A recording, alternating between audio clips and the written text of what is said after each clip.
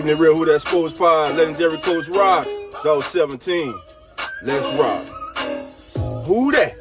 Boss kick, black and gold, let's go. First and goal, from the one, best believe, we go punch. Punching in, get them punch, with them saints, watch us march. Down the field, down your throat, keeping it real, who that sports. Breaking news, interviews, open lines, just for you. Call in, join in. Who that nation? How you doing? Come on in. Take a seat. Sit back. Relax. Put your feet up. Grab a drink and let's talk Saint football. Y'all know what time it is. Time to keep it real. Family, family, family. Today is a special day, baby. Because we got a living legend coming on the show, baby. Yes, sir. Yes, sir. Yes, sir. DOLPH ain't by himself. You see my brother there, man. Say, man, talk to the family, baby. Hey, what's good, everybody? We're here, man. This is a special one. Man, shout out DOLPH, man. Has been bringing in so many special guests. It's been so much fun. But this one is extra special because I don't think there's not a soul in New Orleans that doesn't know who this special guest is. So let's go ahead. Without further ado, let's bring him on in. Mr. Mike Detillier, how are we doing, sir? I'm doing fine, guys. Great to be on with you. Appreciate it, Mike. Again, thank you for joining us, man. Listen, for those who don't know who this man is, and I'm sure there's a few of you who do, but then again, there are some, because we actually got a few Falcon fans who done tuned in today. I see you. They want to come on in, you know. Well, look, we got a living legend here. This is Mr. Mike Detillier of WWL 870 AM Sports Talk. He's a legend in the NFL because of the great work he does in scouting. Every year, people used to line up and wait for Mike Detillier's release of that year's draft class, man. It was one of the best publications out there. And again, like I said in the promos, there wasn't a player that Mike basically didn't know about. If the player played in the state of Montana and Our Lady of the Saints, Mike Detillier, 95% of the time, knew a little bit something about that player that no one else did.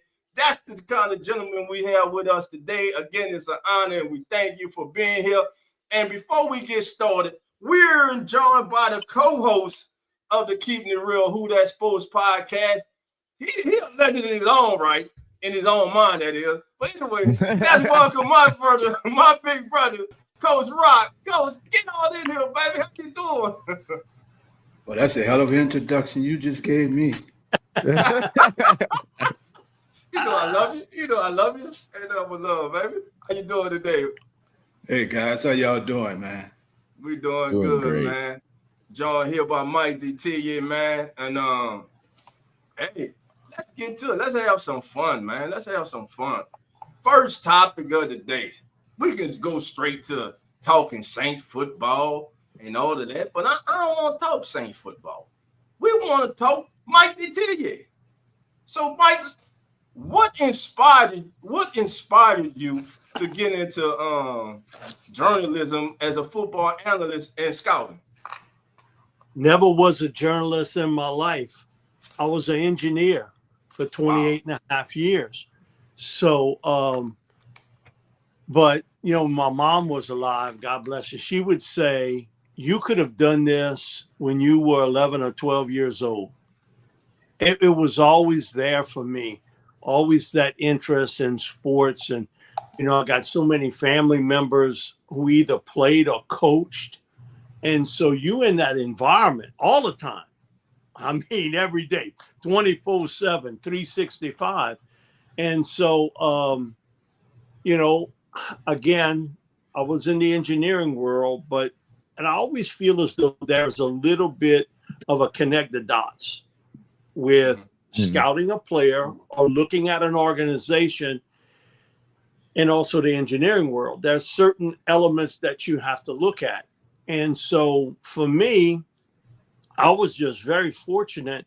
I never spent 1 second in a journalism class, never went to school for it, nothing. And I'm an engineer.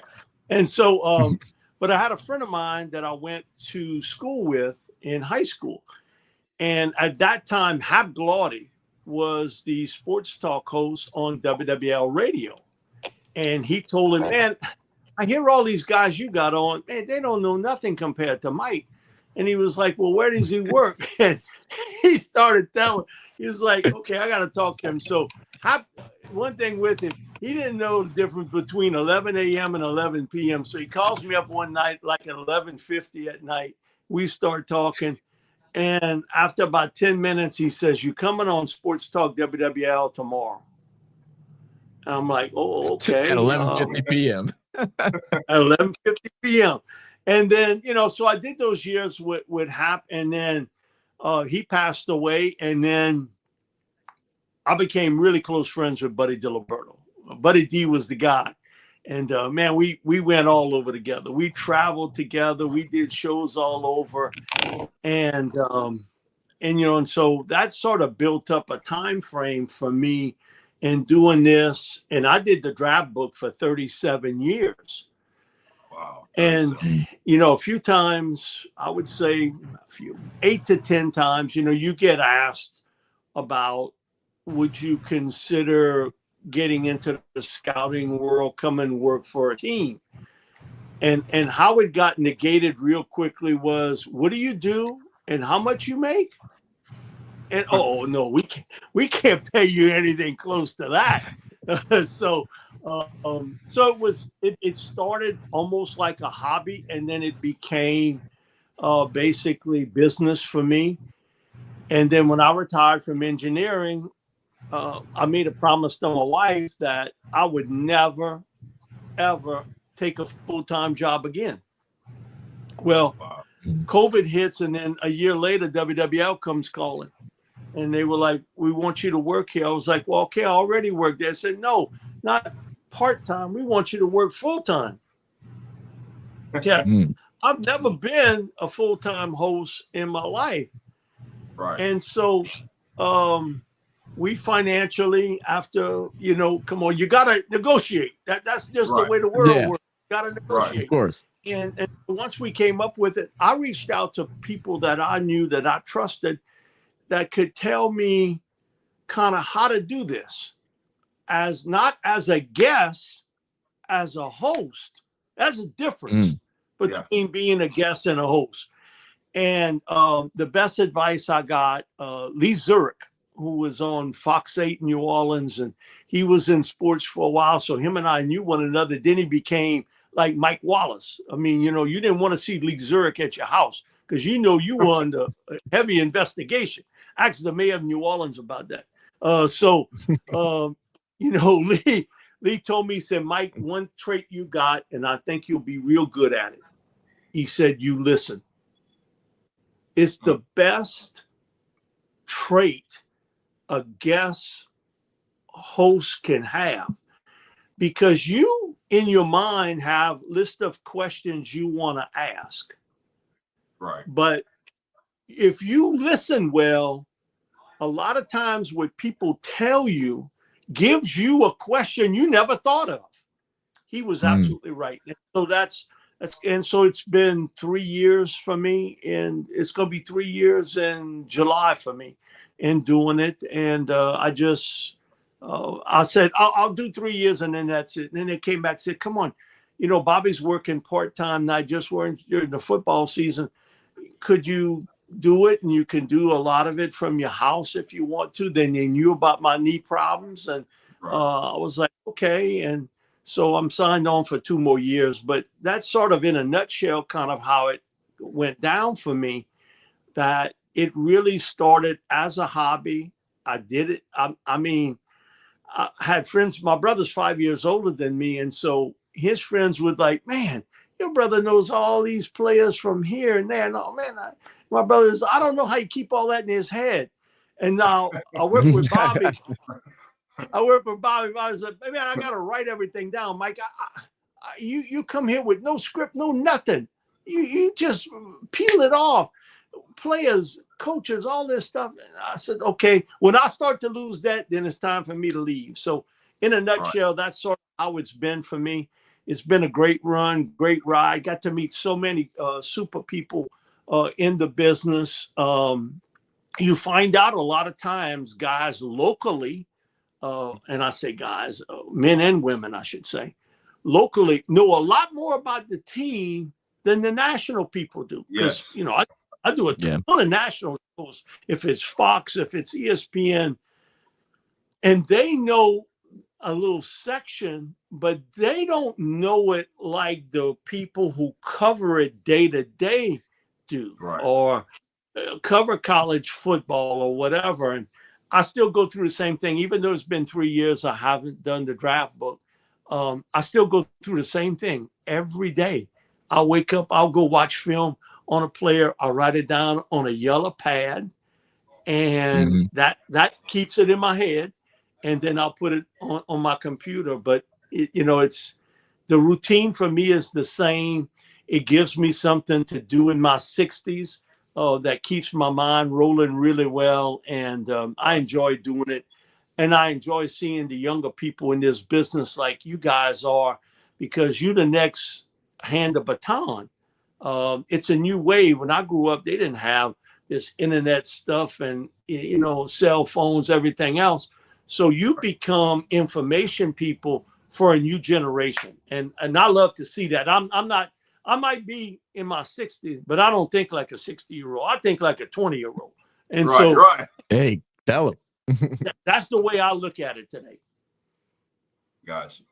So, Mike, who would you say were your sort of mentors, those who like set the example for you to follow, being that you didn't go to school for journalism and you jumped into this field? So who would be some of your mentors?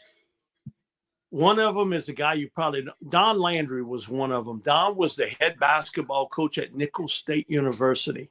And then he becomes the athletic director there, but he was a draft Nick. Oh my God.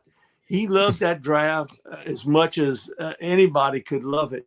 And he got me involved with it. And he was like, man, you're too good not to be on radio, TV. And he sort of pushed that element with me. Learning from Buddy D, because he was one of the legendary guys in the city of New Orleans and in Louisiana. Nobody has won more awards as a writer, because he wrote for the Times-Picayune, Advocate, and then he was on television for over 20 years, and he thought his career was over with, and WWL Radio calls him, and he has another career on radio, and he wins countless awards. Learning from him, because we all learn from one another. And I'm a big believer in this, guys, that no matter what profession you in, and being around people who have money and people who don't, this is still a people's business. Who you surround yourself with, who you listen to. Now, sometimes you get advice and sometimes you get criticism. Some people take criticism really harsh and they get upset about it.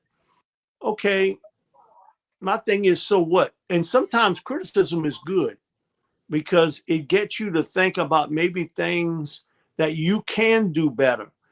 And so Don to me would be one, Buddy would be the other. And then, just seeing kind of how the world goes and watching so many different people too, that has transitioned from being either newspaper and TV to what we're doing today. And I told you a story like Greg Cosell's one of them. Greg and I, we worked in a number of different things with NFL Films. And so, he was like, Mike, you got enough dough. You don't have to do anything, but you like to do it.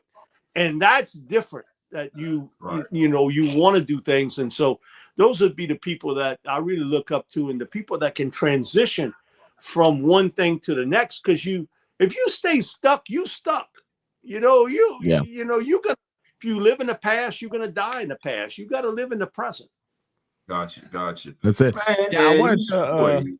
go ahead, yeah, let me go ahead. I wanted to ask too, because you talk about Obviously it's something, it's a difference between when you're just forced to do something because you're doing it for a check or income or whatever it may be. But once you find something that's passionate about it, it really changes your perspective of life, man. The days go by easier. They're more fun, more enjoyable. And you talked about how, through the years you have the yellow pad, you switch to the computer. Was that something that you've always done even before you got into the team business? Or you doing your engineering school? Even before. Even before, I do it a certain way. Now, that's one thing. I'm like a race horse. I mean, the blinders are on. I write, and then I transfer it from my writing to the computer. That's the way I've done it. That'll be the way I do it to the day I die. Just the way I find it's more comfortable for me. And a lot of times in transferring something that I wrote, I will think of something that I didn't write, but I type in. That's why my draft book could have been like 900 pages instead of 200 and something pages. I do more editing than anything else. That's funny. Gotcha. And speaking of just to go back, man, Buddy D, man, there was no one like Buddy D, man, and I remember listening to Buddy D, man, and Abdul in the Magic Tent carpet ride, and man, but I got to know this. Where did Buddy first come up with the term the squirrels, man? Them squirrels coming out the trees, man. When did he first come up with that? Somebody told him that. Okay. Buddy would go walk in the park, and there was always squirrels running around. And somebody mentioned to him one time, Buddy, because he had heart surgery, so he was sitting down in the park, and squirrels would running passing him left and right. And so somebody mentions to Buddy that, man, look at this here. Squirrels, they got a small brain, but man, they do the same thing over and over and over again, and sort of chirp the same way over and over again. And it went bing, bing. It popped in his head. Okay.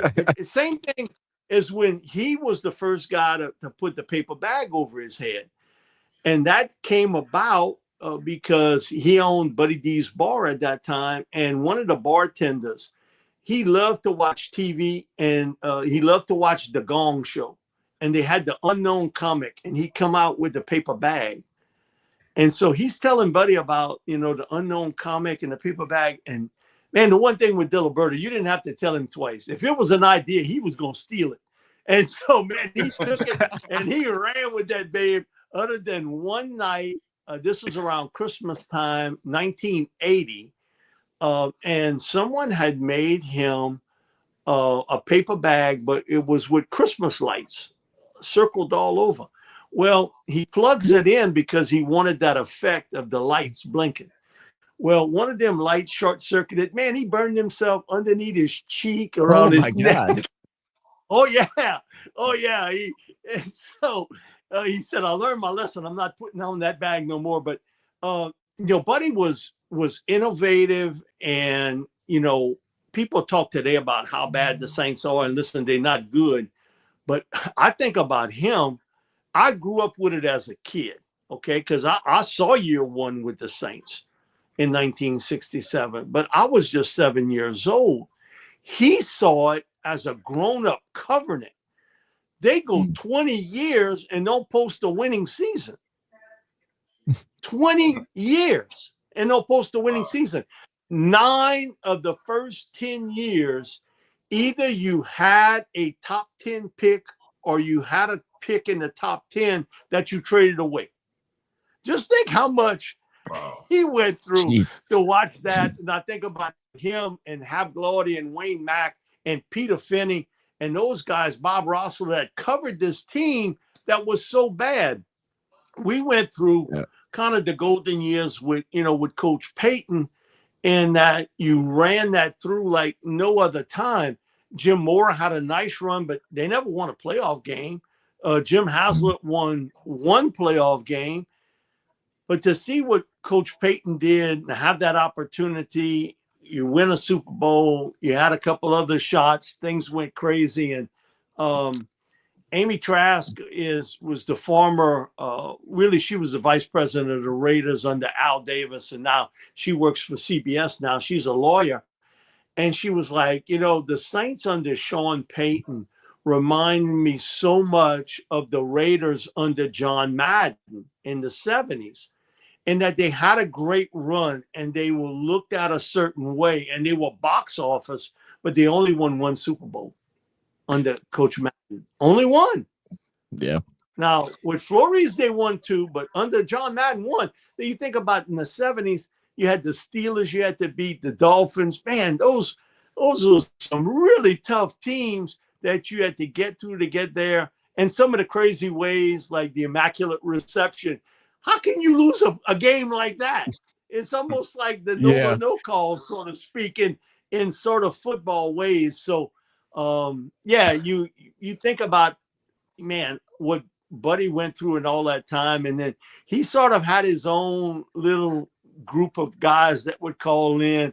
If it was Dr. Kevorkian, if it was Abdul Latent Maker, different people, Sid from Jefferson, all those cats. And it became entertaining in a time when the team wasn't entertaining, but the post game was entertaining.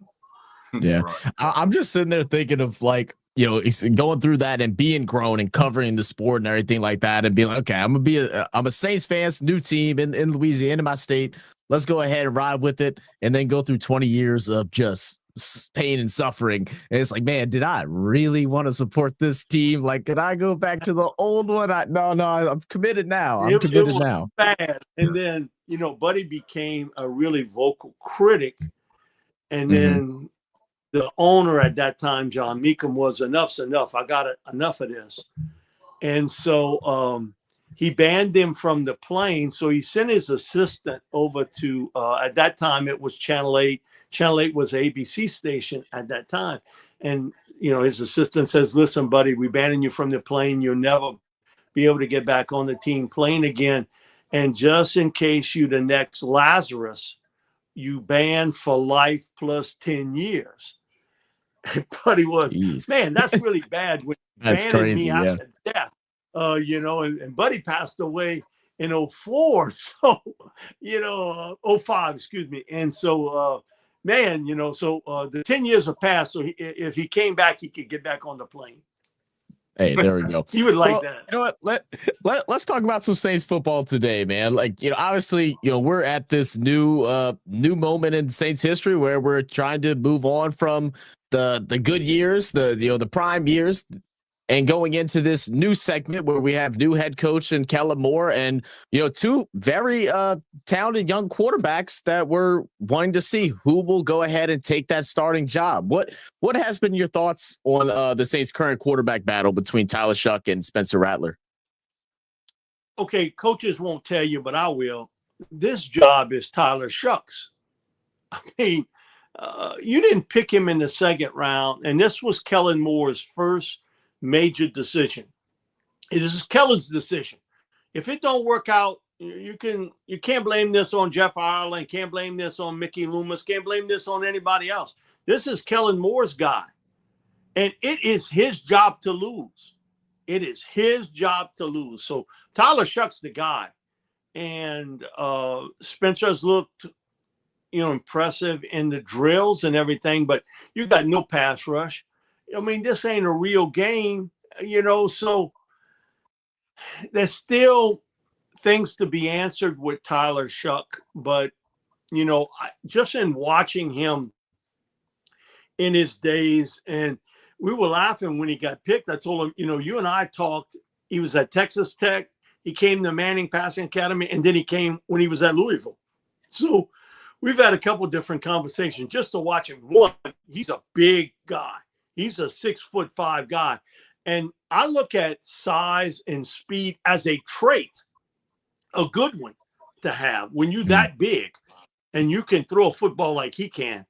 The other thing about him that's impressive in watching him on tape is that I think some guys drift into pressure, young quarterbacks. They drift right into it. I think it's a bad trait Caleb Williams has, with the Bears today. He had it with SC, but he could get away with it there. People say, well, Jaden Daniels does. No, when Jaden Daniels drifts, Jaden Daniels taking off running, you're in trouble. Jaden Daniels like a track sprinter out on that football field. Jaden is really a pocket quarterback. And when he drifts, he's drifting to run. Mm-hmm. Caleb's drifting to try to throw. Watch Tyler Shuck in plays. He'll maybe take 1 or 2 steps left, 1 or 2 steps right, but he stays in that lane and he throws the ball over the top. So I like that in a quarterback that he doesn't drift, because I think sometimes you get into a bad habit, especially if you're playing behind a bad offensive line. And I think Spencer Rattler got into that because he played behind a bad offensive line that last year at South Carolina. So I like what I see with Chuck. He's smart. He's mature. He understands there are some growing pains that are going to happen with this team. But you do have people around you that have played the position, like Kellen Moore has, Scott Tolson has, Nussmeier has, that can relate to the issues you have as a young quarterback. I think it's so important to have that around you. And I'm a big believer is this football team's got to go out and get him a veteran quarterback. You got to find the right guy that would play like mentor to Spencer Rattler and Tyler Shuck. Drew Brees, in talking to him twice since they selected Tyler, he brought up the fact that it really helped him so much in his growth when he was with the Chargers. He had Doug Flutie. Okay. Yeah. Doug was an old man, but Doug had played in the CFL. And then he goes in his final sort of years with the Chargers, and great mentorship of, hey, look, this is what I see. You missed that safety over the top here. You missed that they changed coverages. And he also brought up Mark Brunell, those first couple of years with the Saints. Mark had played in the league for so long, had been a starter with Jacksonville in his mentorship. But you got to find the right guy that would take that position. I'm not here to be the starter. I'm here to kind of communicate with you as a player. I see it, and let me explain to you. But some people don't get that. They're like, oh, just let the young kids play. Think about the first time you ever were at a job. Somebody helped you. Somebody helped you in those jobs. Okay, but they got people who are so thick-headed about the fact that, just let the young kids play and learn as they play. No. How you learn from someone else. And I go back to this is a people's business. Right. It's a people's business of communication. And Kellen Moore, man, he got a lot of stuff on his plate. He's just not coaching the quarterbacks here. He's the head coach. And every day, it's not like you getting a paper in, well, all the offensive linemen, everything's good. There's always going to be something wrong. Personal, professional, always something you have to deal with. Injuries, you name it. Quarterback coach, you're not only dealing with the starter, you're dealing with others, you're dealing with the receiver. So there's a lot of things there, but I like what they have done in picking a mature quarterback who understands the pro game very well, who's been scuffed a little bit in life, because we all have. It's not about the scuff. It's about picking yourself up and moving on to it. I think that's so important. Everybody has a little bit different story in their lives on how things worked for them. And so I don't think you got to say it if you're the coach, front office. It's quarterback competition. But come on, all of us know this ain't no competition. This is Tyler Shuck's job. And it's him to lose it. I'm not saying Rattler can't beat him out, but he's got to lose it because they've given him the baton. Right. And Coach has a question for you before he has to get on out of here. Coach, what's your question for Mike? Yeah, man. I just wanted to say I came on, wasn't feeling good, but my boss Dolph tell me show up. I show up, man. But Mike, I have I'm older than these two little babies on here, my co-host. But man, I've loved watching you, hearing you talk. Thank you. It's a pleasure to come on and actually meet you, man. But I'm gonna step off right now. I'm not feeling well, but I just wanted to make an announcement. Zach, Zach, Dolph, keep it going, bro. I'm gonna be stepping away from everything right now with medical concerns. I have a great team of doctors working with me. My family's working with me. So I'm asking for everybody prayers as I go through this transition. So I'm gonna go and continue watching this show, but I just wanted to make that announcement. I came on, dog, just because day one, bro, you asked me to be here, and I promised I would be here with you. And anytime you need me, I'm gonna be here, Zach. I'm gonna be here, man. I'm gonna be watching, but I'm gonna be stepping away from everything right now with some medical concerns. And I'm just asking for everybody prayers as I go through this transition, man. Hey, absolutely, Coach. You Sorry to hear that, man. Most definitely, big brother. I'll call you after the show. All right, man. Love you. Right, Coach. All right, man.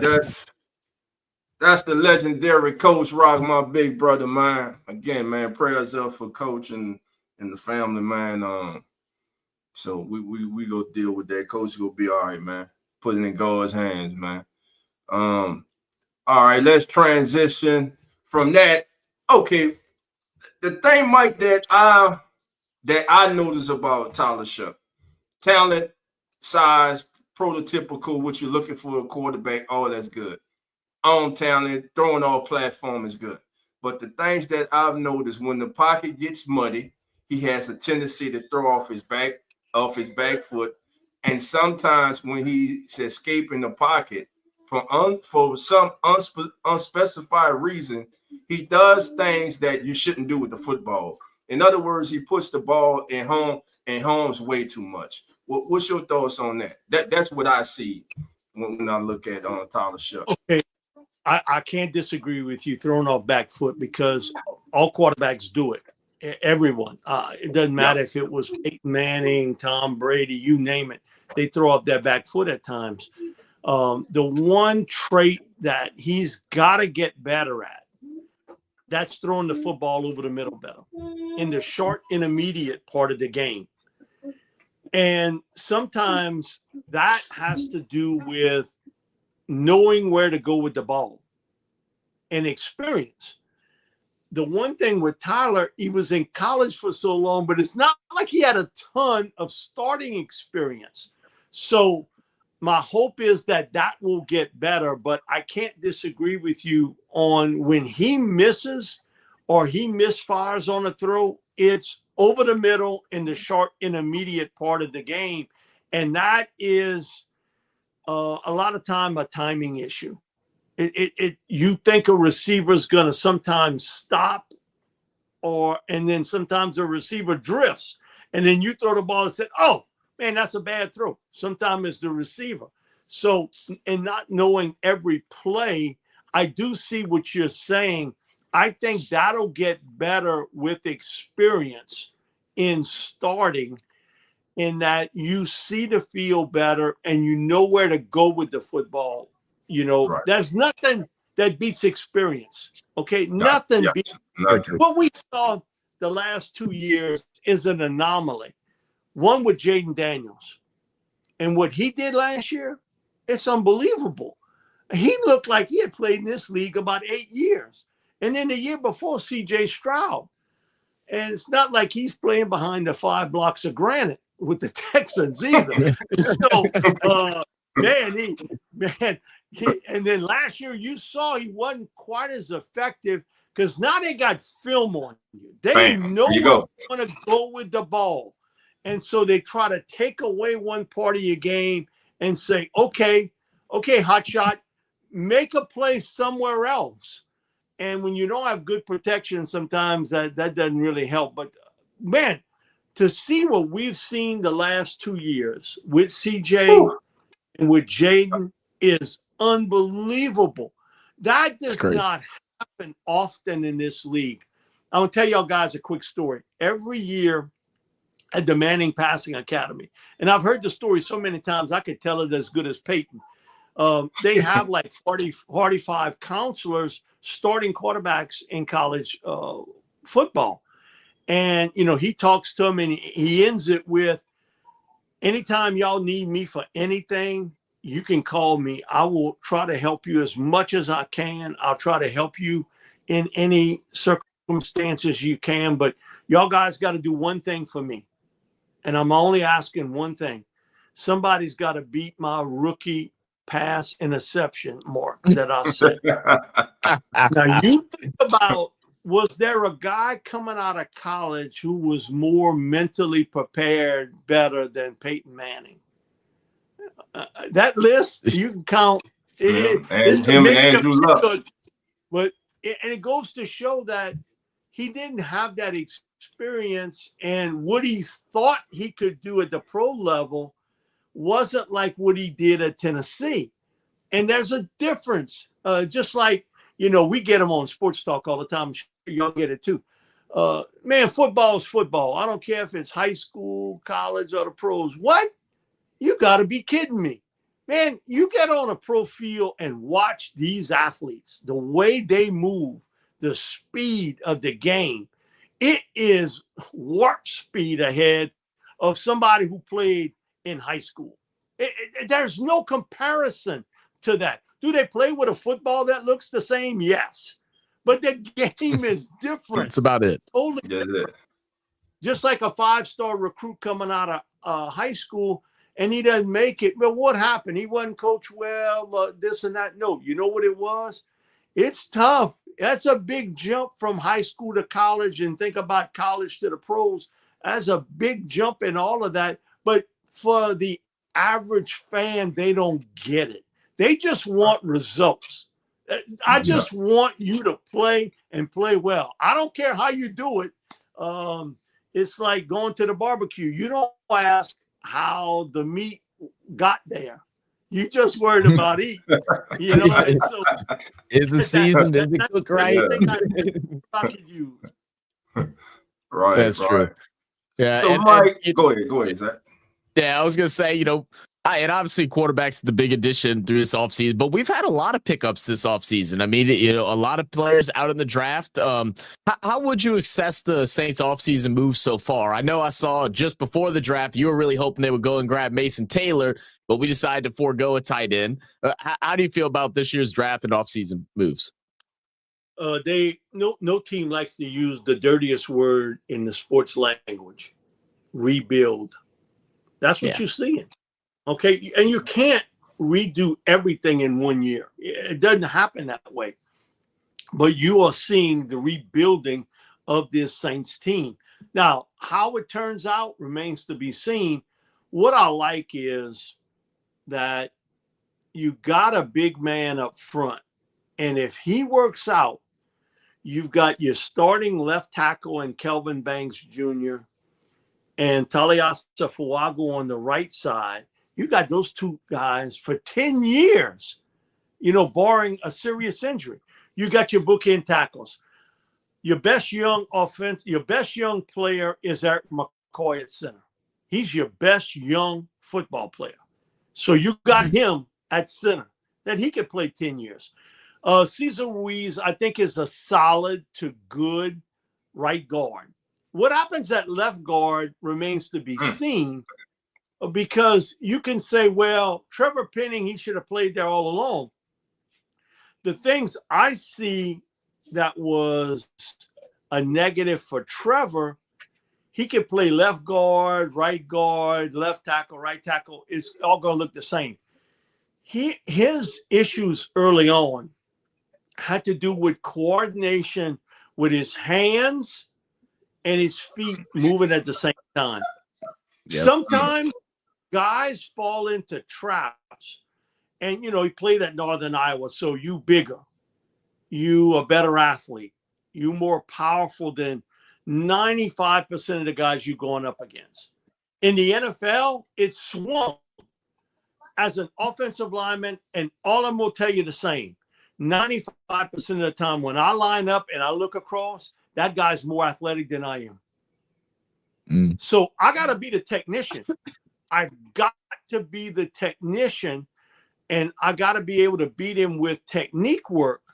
Now, I can use my size and my physicality and my power, but I've got to be able also to be the technician. The negative, I think, with the new CBA is, Zach Streif told me this, Mike, guys like Trevor, they get about 20% of the snaps as a rookie and first-year guy. Then I got so much more. They get like 20% of what I got.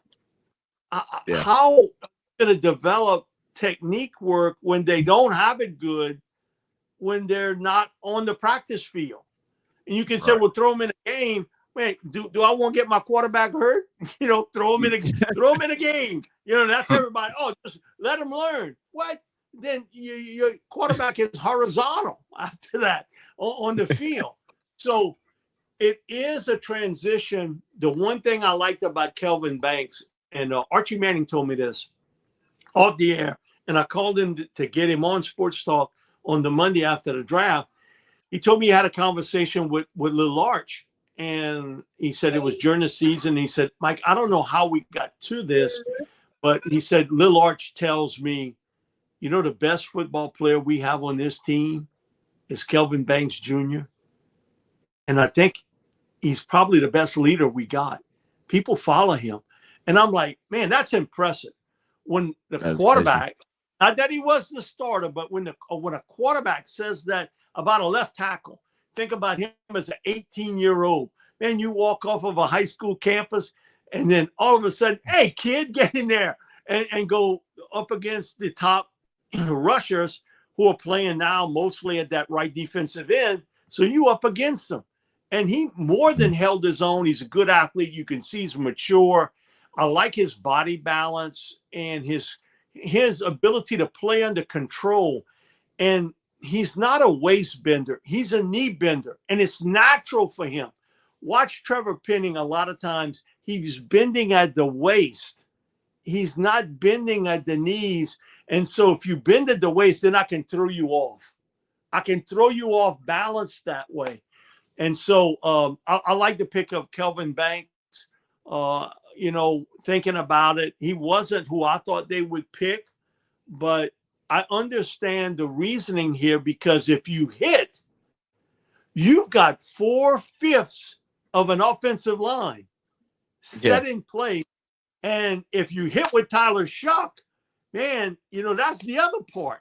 So I think you win up front. You look at the Eagles and, listen, I'm as big a Saquon Barkley fan as there is, but they won because of their offensive and defensive lines. And people say, well, it's the Eagles. Here's my deal. I saw USC do this in the early 2000s. Coach O was on that team. He told me, Mike, they got guys on this team defensively that are really, really good. And I think at one time, defensive line, I think they went in a 5-year stretch where they had 17 defensive linemen or stand-up outside linebackers selected in the draft. What? You talk about that's some talent you got. And they always were good up front. You had Reggie Bush, Lindell White, you name it. But, it was a lot about Matt Leinart and, Mike Williams and Carson Palmer. Take nothing away from them, but they won up front. Look, how did Alabama win? Now, in recent years, Coach Saban sort of transferred, even though he didn't want to do it, into becoming more of a passing team, but they won because they could run the football and stop the run. You look at what's made Georgia who they are. They run the football, stop the run. Look all the cats that come out of Georgia that get drafted every year, offensive, defensive linemen. It is the one element, no matter how this game has changed, 3 wideouts, flex tight end, nobody in the backfield, nickel, dime coverage. One thing stays the same. If you don't win up front, you ain't winning squat. Nothing. You're not winning. It is still a trench game. Now, you love to have the quarterback. Man, that that's still in place, but you went up front, offensive and defensive line. Now, for the Saints, defensive line, they haven't picked real well up front. Now, I think you got a player. I'm interested to see his progression in Brian Bresee. Yes, because he was as advertised for me, exactly like I wrote it up. Great athlete, big man, can get up the field. He had a real quick initial step up the field. He knows how to use his arms and hands well, and he's a good interior pass rusher. But because of how he's built, he is so tall cut. He's so much upper body. Man, if I'm going up against him and he doesn't get off the snap quick, man, I get under his pads and I move him when I got to run the ball. So I'm interested to see with Bo Davis coaching him, because Bo's one of the best in the business as a defensive line coach, how he will progress as a defensive lineman. If you've hit there, you know what you got in Carl Granderson, who I think's a good player in this league. I think he's a good player. And you will see him with his hand in the dirt and also as a stand-up 3-4 outside linebacker. And I can say the same thing about Chase Young. I think you'll see the same thing with him. All young players, because you do have some age up front with some of your star players like Cam Jordan, Demario Davis, Tyrann Mathieu. Man, Father Time is undefeated and untied. He catch you. And I don't care what profession you in, he catches you. And so that'll be the next sort of rebuild for this team in that front seven, because I think the one thing, if you're going to use a 3-4 alignment, your linebackers got to be bigger. Right. They got to be bigger. You can't take these guys that look like they are safety and play them at linebacker. You know, that doesn't work that way. You're going to have to find different ways from a coverage standpoint. And that's why it's so important, nickel, dime people and people, they just a bit in the piece. No, they have an important bit in the piece. And that's why you will see Alontae Taylor on first and second down playing outside corner. And on third down, you play in the nickel, because now Sean Payton's first one I ever saw do this with Marcus Colston. He put him inside, a lot. People say, well, I don't remember that. Well, no, but he was the first one to do it. He took an outside receiver and he put him in the slot. So Marcus was a 6'4+ guy going up against a 5'9" corner. What? And even Brees told me, man, I didn't even have to make a perfect pass. I just put it out there. Marcus goes get it. So I do think Brandon Staley made the comment that so now you got $30 million a year receivers going up against a $5 million a year third corner. That's why I'm moving my top corner inside. So you're going to see different thing. You got to adjust to the game today. And there are always little adjustments that you have to make in this game if you planning on winning. And you look at the Eagles, they did a lot of that with Cooper DeJean this year, who really was a corner, and then they slid him inside, and then they played him over the top at safety. That's Vic Fangio, man. Vic's one of the great defensive coordinators in the game. You got to match up against somebody else's top receiver, and now that top receiver is not playing on the edge anymore. He's playing inside as a slot receiver on third down. So, Mike, let me ask you this. Which current young players on the New Orleans Saints must step up this year? Alontae Taylor, I'll tell you right now, right off the bat, Alontae Taylor and Kool-Aid McKinstry. You used a second-round pick, and you traded up to get Kool-Aid. So those two guys come to mind real quickly, that they have got to be able to up their game because of the fact, and with Kool-Aid, it's different. Even though you were coached by the greatest head coach, defensive back coach in the history of college football, and Nick Saban, there is a transition, and teams picked on him, as a rookie. And, Bobby and I talk about this all the time. He's like, Mike, I'll see why, the callers, they don't get it. Why wouldn't I go after the rookie? And it reminded me of a story Ed Reed told me. And Ed has his camp at Destrehan High School every year. And he told me, he said, man, as a rookie, man, they picked on me. And they didn't care that I was an All-American and a first-round pick. Man, I'm going to see how good you are. Because you know what? They want to break you down mentally. Physically is one thing. Mentally, I get in your head if you start giving up plays. He's like, man, at the end of my career with the Ravens, I couldn't hardly run anymore. I wasn't the athlete. They didn't pick on me no more. You know why? My reputation. My rep that I was going to make that play. And even though I wasn't the athlete I once was. So you pick on the rookie guy out there, and he went through a tough time last year, but I thought he got better as the season went along. So Alontae Taylor and, to me, Kool-Aid McKinstry, the other guy is Chase Young. You have spent some coin now on a guy that's been a potential guy. He was terrific as a rookie. Then he had some injuries. Last year he stayed healthy. He got a lot of pressures, but he didn't finish the deal on sacks. Now he's got to be able to finish the deal sack-wise.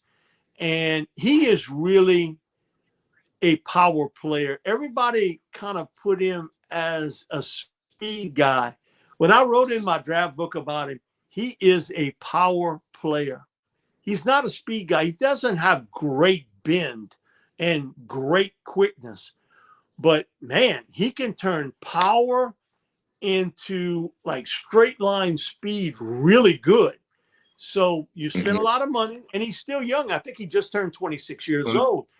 So those three on defense. On offense, it's certainly the development of Kelvin Banks at left tackle and your two receivers.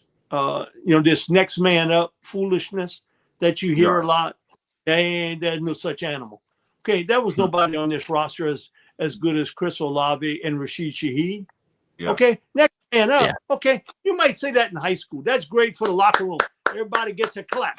You can do that. Fairly close there too. And in the pros, that's a Mount Everest drop off. And even after watching it, I still hear it all the time. People say, but Mike, if we lose somebody, it's next man up. What you saw last year, what happened to that next man up when you started losing offensive linemen? When you started to lose Chris Olave and Rashid Shaheed, where was your next man? There was nobody close to that. So those two guys would certainly be important for me. One guy to watch, and I liked him in college. He was well coached. I thought he was a little overwhelmed with the NFL game at first, and then he got better, is Bub Means at wide receiver. Because Bub's a bigger receiver than most of the receivers you got. And he does have an air of confidence about him, but your confidence gets shaken sometimes when you going up against pros and you don't win all the time. You could do that at Pitt. You could do that at Louisiana Tech. Man, NFL's a different world. Totally, totally different. So those would be some of the guys. And certainly at running back, it's either squat or get off the pot for Kendra Miller. I mean, he has got talent, and you can see it, and the flashes with him. But Deuce was first one to point it out to me. He was like, Mike, he's not in good shape. You got to come prepared mentally and physically ready for the NFL. And Deuce was the first guy, not giving full credit. He was the first one to say, like, I don't think he's ready for the NFL. Now, everybody want to blame it on the head coach or this and that and everything else. And, when you're the head coach and your job's on the line and you counting on somebody and, oh, my hamstring, I pulled it again. Oh, I got another injury again. You can see some frustration there. So I think Kendra has a great opportunity here. I like Devin Neal. I think about, him at Kansas. Can anybody name another player on that Kansas football team? No, I can't name the quarterback. Yeah. And think about it. Try. Everybody when you played against Kansas, my thing is that guy, that's who we got to stop. Man, you talk about pressure. Devin Neal is not the biggest, fastest, strongest guy. Great instincts. You can see he sees the field. His field vision is so good. And then he's always falling forward. No matter if he gets hit sideways, he gets hit, but he falls forward. Man, I love to see that in a running back. And he can catch the ball well. But the one trait he's got that a lot of guys Pass block. don't have when they come out because they haven't been asked to do it much, pass protection. Mm-hmm. Okay? Man, my quarterback, I got to keep him upright. Drew Brees used to talk all the time about Mark Ingram, of how good of a pass protector Mark was. And, he was like, I trusted he was going to pick up the right guy. I remember growing up watching Walter Payton do that. Somebody's coming right up the middle. Man, Walter steps in, pow, he kind of flips it. The other guy that can do that really well, Clyde Edwards-Helaire. Watched him at LSU do it. Joe Burrow told me they played Auburn. He was like, man, they were throwing all kind of different schemes at us. And one time they had a safety. And he said, I saw him. He's way in the backfield. He comes running in, unabated. And he said, my thought is, I got to get rid of the ball. He said, man, you can't even see Clyde because he's so short. He said he caught him. And he said it was like a wheelbarrow.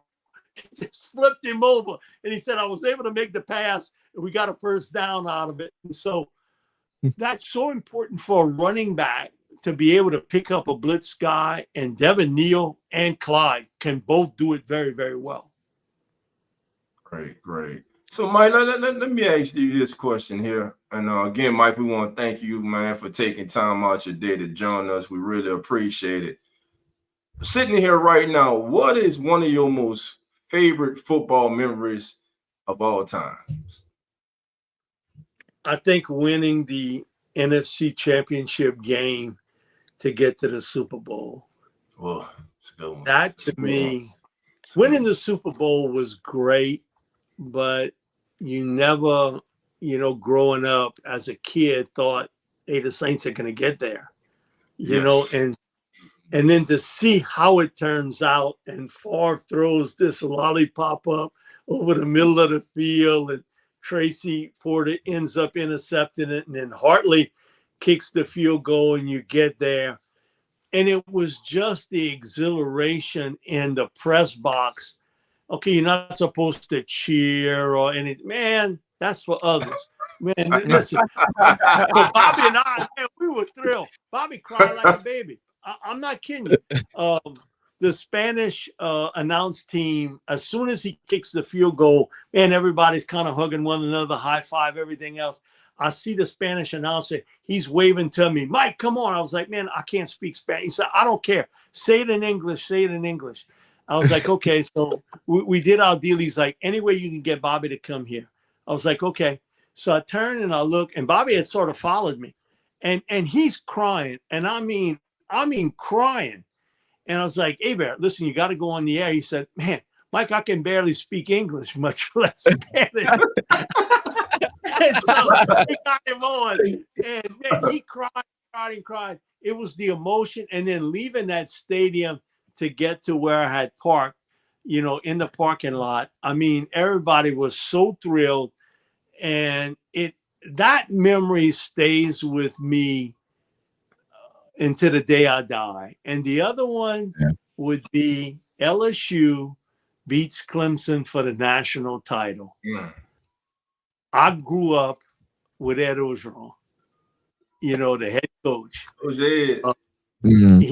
Because I went to Central, he went to South, just like Bobby. Intercoastal Canals, the separation line. And so I was at Central, he's at South. To see a guy you knew as a young kid, and he's now the head coach of a national championship winning team. Cool. And what it brought so much joy to the LSU people. And I know Coach Miles had won it, and then he lost really one against Alabama that, Saban, man, he outcoached the pants off of him in that game. But to see him win it and people's reaction in the stands and then, getting to go downstairs and, they have the ceremony and all going on. They hustle Ed out from the ceremony to get back into the locker room. And he sees me by the opening, and that I'll never forget, man. Gotcha. Just that, hey, the Bayou boy did it well. I wish he'd have had a longer run with it, but Right. that's the case. But man, those two memories stand out for me more than anything, more than the Super Bowl win. Okay, because it was almost like, okay, the Super Bowl is almost the lanyard part of it. Now, I'd have hated to lose it. You got that close and lose it. But to win that championship game, the biggest disappointment, no question for me, was 2011 in San Francisco. Man. Don't hurt me, Mike. Mike, I think that's the best team. Unbelievable team. That to me hurt me more than the no call, because I really felt that year you had more talent than you did in the 2009 team that won it. Your offense was unbelievable. Drew Brees was, he was unreal that year.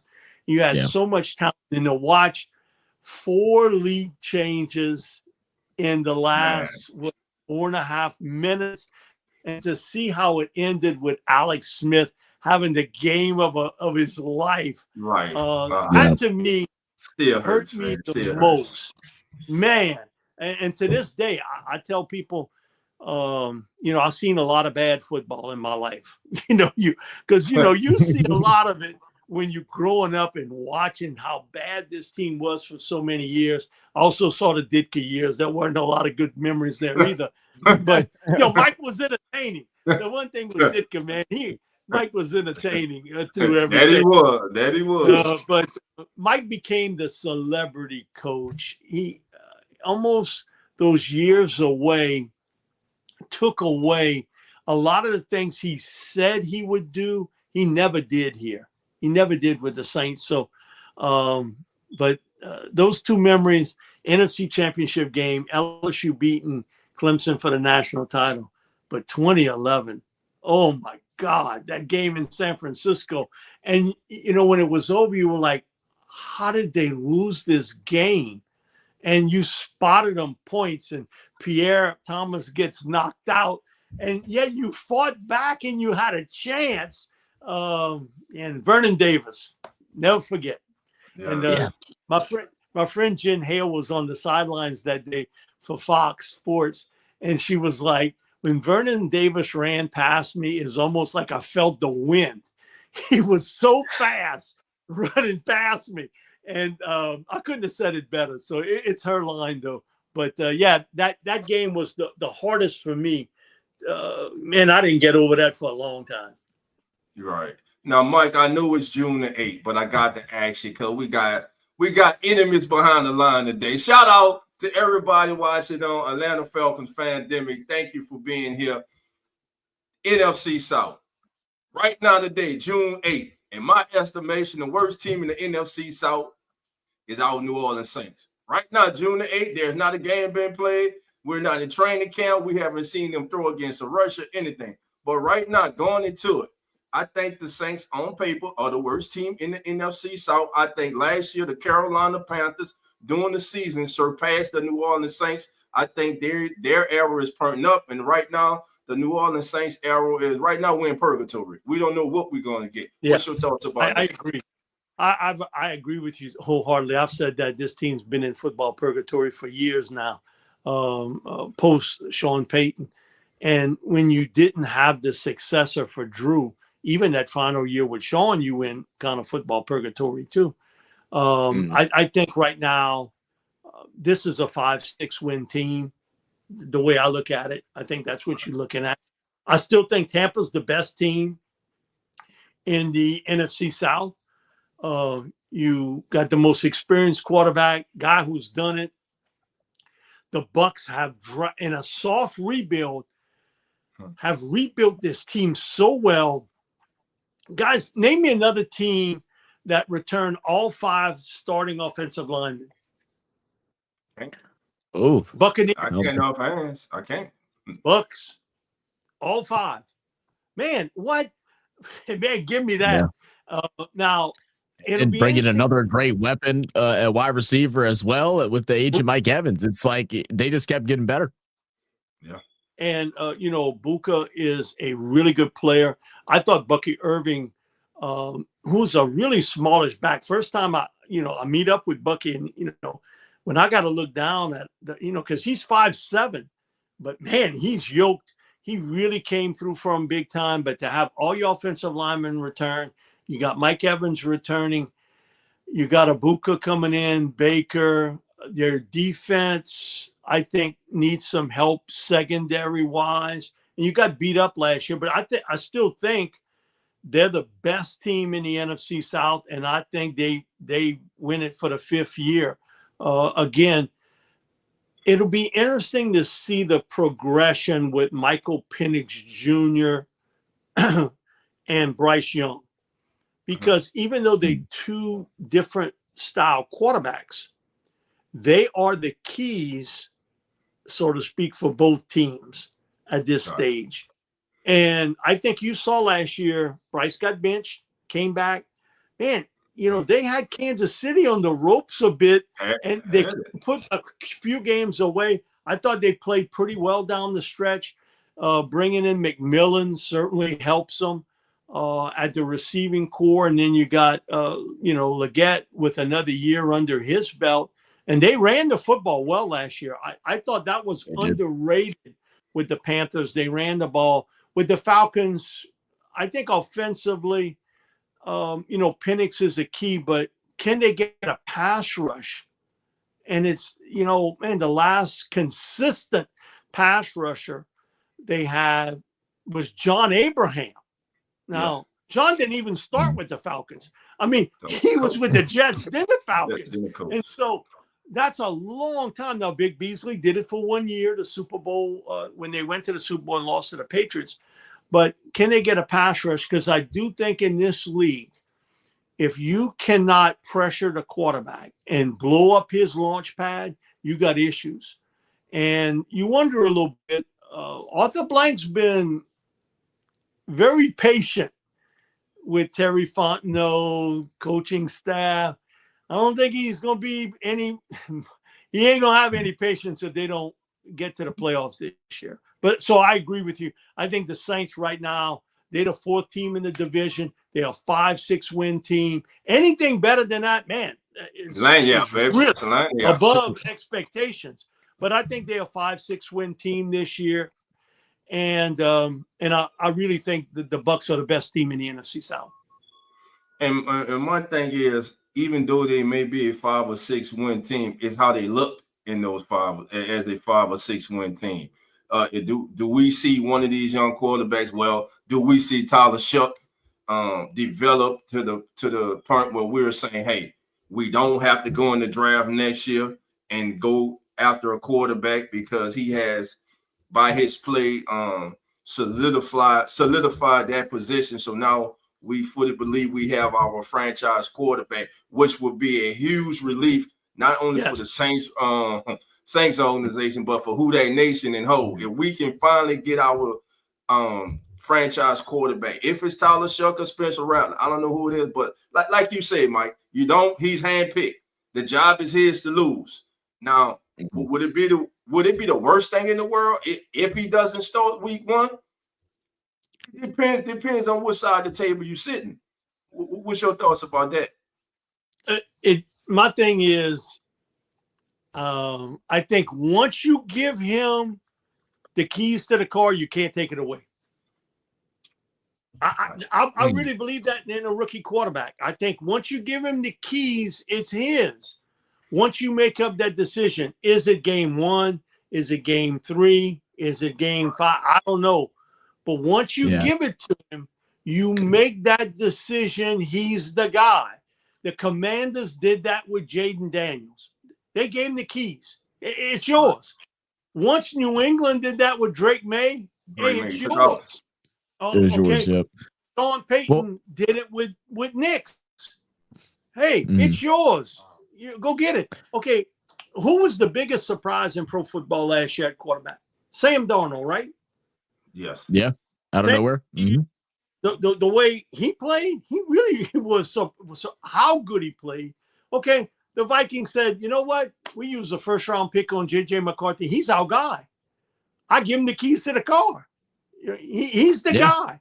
The Bears Darnold packing. Williams. You're the guy. And there's a lot of pressure. Well, you talk about too the the mentality part of playing in the NFL. So you already got the opposition trying to get into your head. The last thing you want to do is have the coach staff get in your head, give you the keys, give you a taste, and then pull the spoon away, and then be like, "Oh, yeah, sorry, you didn't fit out correctly. Now we're gonna go ahead and pull you back, and we'll see. We'll try you again." It doesn't work out that way. Once you give him the keys, once you get him under center, that's his job to lose. He needs to play out that season and go from there or move on from it. I think like last year, the Falcons, they really wanted kind of a 1-year deal with Cousins. Let's win the NFC South with Kirk. And then year 2, okay, Penix, you the guy. I think that was the mentality that they were going to give him the keys in year 2. But then Kirk, he looked almost a shell of himself. And a lot of times, when you're coming off that Achilles injury, especially when you're older, it does have an effect. We saw it with Aaron Rodgers. Yeah. Early last year, I thought Aaron really struggled. I thought later in the year, he played pretty well. He came back from that. It just takes a little while to do it. So once you make up your mind, you the guy. You gotta go with it. The guy. Now, not everybody has the luxury of doing what the Chiefs did. And they had Alex Smith, and they let Alex play the year out and then gave it to Mahomes year 2. I think that's what the Falcons thought they were going to be able to do with Penix. But it didn't work out that way. And sometimes it doesn't. But, guys, bottom line is this. No one that wants to tell you the truth would tell you something that the biggest thing here is Baker Mayfield's emergence as a really good NFL quarterback. I'm not saying he's elite, but he's very good. Changed the NFC South more than anything over the last 3 to 4 years. It changed everything for them because it gave them somebody who showed the maturity. He's a bit of a gunslinger. He will go a little hot and cold, but man, he's tough. He shows you he can make plays when he has to, and he gives you some assurances there that the other 3 teams didn't have. Because Atlanta didn't spend all that money on Cousins because they thought somebody else could do it. The Saints didn't use a 2nd-round pick on Chuck because they thought Rattler was the guy. Okay, Carolina, that was an owner's pick. I'm convinced that the owner wanted Bryce Young over C.J. Stroud. I think because the coaching staff there would have said, give me C.J. I don't know if he would have hit the heights in Carolina that he hit in Houston, but I'll put it to you this way. I'm 99% sure people on that staff, they all really like Stroud more than Bryce. But when the multi-billionaire owner says, I want Bryce Young, it's okay, sir. That's what we're going to pick. That's what we're going with. And so it does happen. The Saints had an owner like that in John Mecom Jr. John meddled in a lot of personnel decisions early and throughout the 20-something years he owned the team. We know so much. None of that. Tom Benson never did. Gail Benson, she's not going to meddle in any of that. But John did. And I do think there are owners in this league that, and one of them, and he's been successful with the Baltimore Ravens. I think Bisciotti is a guy that does get involved in a lot of major personnel decisions. He's got his fingers, toes, any other body part. But he's had success, with it. And some owners, I say they just don't own. They may have some say, but not a big say. And then there are other owners like Jerry Jones with the Cowboys and Right. Bisciotti and the owner with the Panthers. And you got other guys too that they heavily involved with everything that gets involved. Right. So, Mike, let's go rapid fire. We know Mike get on out here and enjoy the rest of this Sunday. Let's go rapid fire. Right now, Mike, give me 2 sleeper teams, one from the NFC and one from the AFC. In the NFC is the Bears. I really think, I don't know how that division is going to kind of get itself out because, man, you talk about a dogfight. I don't think the Lions are going to be good. You don't lose your starting center and your 2 coordinators and you're the same. I think that's going to be a little bit of a drop off there. I don't think the Vikings are going to be as good this year. I think the Bears got a legitimate shot. I really do. Okay. There's some talent on that Bears football team. I think in the AFC, one team to watch who may really do this, and they were a playoff team this year, but I think they'll make a bigger jump, and that's the LA Chargers. I think with Harbaugh, I you're going to see them become a real force. And, man, in the AFC West with Denver and Kansas City and the Chargers, the one team I think will be much improved from a year ago is the New England Patriots with Mike Vrabel. I think Mike, he's got the right quarterback. Defensively, they're going to be tough and they're going to be physical. Man, he got one of the best young corners. Do they have enough weapons to put up points?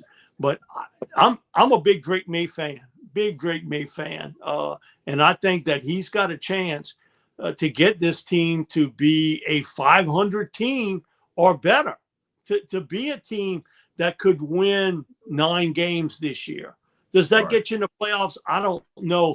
In the AFC, it might be really, really tough to do. But so I would say Chargers and the most improved team being the Patriots. But, man, watch the Bears because, boy, do they have some talent on offense. And if Ben Johnson can work his magic with Caleb Williams, they are tough out. Gotcha. Now, Mike, the dinner plate sitting down on the table. Gumbo or jambalaya? Oh, gumbo for me. Gumbo. And potato salad in the gumbo. And potato salad and gumbo. There we go, baby. There we go. Yeah. Potato salad in the gumbo. I grew up on the bayou, and I still live on the bayou. So, that potato salad, that's in the gumbo. Gotcha. And you see Mike rocking that LSU shirt, baby. Let's go Tigers. With that being said, Mike, your favorite LSU player of all time? Whoa. I got Mike saying whoa, baby. Here we go. I would say it's a tie here, but on defense, Tyrann Mathieu. On offense, Joe Burrow. Well, okay. Hey, okay. I can't disagree with that.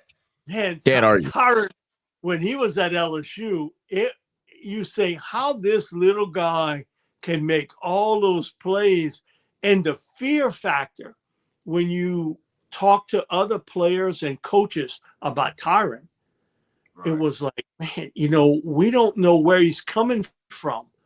And then when he's there, he makes a play. He'll strip the ball. He'll make an interception. He'll make a sack. And then Joe was so quietly an arrogant guy athletically. He was a cool dude, but he really believes he's the best player on that field. And there is, I think, part of that for every great player. Right. They have an air of athletic arrogance. And if you can do it, it ain't bragging. And so, but Joe was like that at Manning camp. Man, they had a slew of first-round picks that were there that year when Joe was there. I'm talking to his dad, Mr. Jimmy, on the Sunday morning, and Joe walks off the field. He shakes hands with me. He's like, Coach, I'll see you during the year. I was like, okay. He's like, man, I'm the best guy out there. Yeah, he let you know I was the best guy out there. And listen, with no laugh or smirk or nothing like that. Just That was stone cold killer, man. Man, that is a great line because he is a stone cold killer. He don't care who he's up against. He's gonna put the dagger to you some kind of way. He's gonna get it to you, and you know that where we saw it a little bit that final year. Okay, he got hit in the mouth against Texas. Okay, he's waiting for Justin to get over the middle. And Justin got delayed on the route because he got bumped off his coverage. So Justin's cutting over the middle, and Joe's hanging on to the ball. And he sees that defender coming there, and he takes the hit, and he throws it to him. And then Jefferson scores, seals the deal. And he walks off the field, and he just waves to the Texas fans. Just waving to them. And, that's just the way he is. And so offensively, he would be my favorite player. Defensively, I don't know of a guy who had a bigger impact defensively than Tyron did. And in those years he played at LSU, he was just a special, special guy.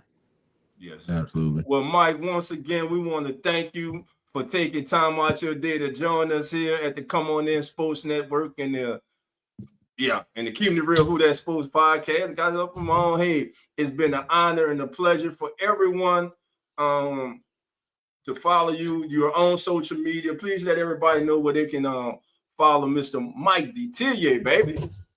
I'm on WWL Radio, so you can follow me there. Also, I'm on X at Mike Detillier. You can follow me there. I don't do a lot of social media stuff. And I'm like, I do more than Bobby. Bobby don't do none. I ain't fooling with that. So mostly I sort of preview show. If I got something to say, I'll say it. But so you can follow me there on WWL and also on X at Mike Detillier, and also I'm also on Facebook too. So you can follow me there. So, man, we all enjoy sports. We all love the Saints, and we cover them. And you can say, well, as a journalist, you're not a fan. That's a bunch of horse hockey. Yeah.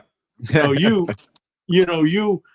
are. There is a certain part of you that is a fan of that team because we grew up with it. Absolutely. Yes, we grew up with this, man. Well, Mike, it's a pleasure. You are family now, which means you are always welcome, and we look forward to having you back during the season. One thing we know, we ain't got to worry about no primetime games. So we know we'll be playing every single Sunday. Every single Sunday. I have a cousin of mine who's a head coach, and man, he's sort of anal about everything. Practice has got to be a certain time. You start a certain time, you finish at a certain time. Games a certain time. He hated it when they would move like a game. If they had a hurricane or something like that, and you had to, he'd throw a fit with. I'm like, okay, it's just one day. Yeah, but you don't understand. No, all coaches, they all love to be patterned. And I think all of us in life, we adjust because that's not maybe our jobs to a certain extent to adjust. We go to work a certain time, we knock off a certain time, we eat a certain time, that sort of thing. But for coaches, Kellen Moore don't have to worry about that distraction. Don't have to worry about that. Sunday at noon. See you there. Sunday at noon, baby.